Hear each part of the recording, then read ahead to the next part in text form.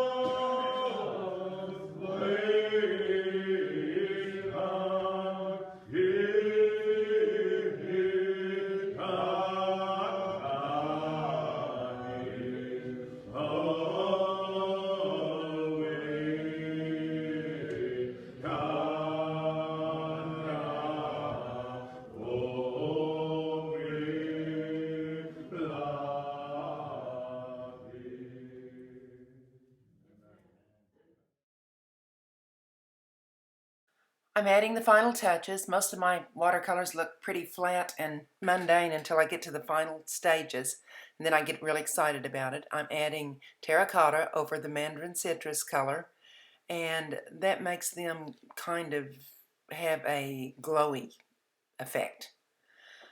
Also adding some lines for emphasis with my permanent ink pen.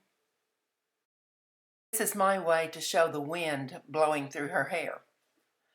And now I go back with some watercolor pencils and just touch up some areas, and I won't even go over these with water.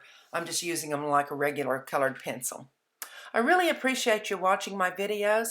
I hope you'll subscribe to ColourArte and to my personal channel. I'll add all the links in the description box below, and you can just click on that and find where to find me and all of ColourArte's different links. They always have something going on. They have Facebook pages and blogs and sales, lots of good sales. So check them out, and please comment, share, like, and subscribe. Thank you very much. Enjoy.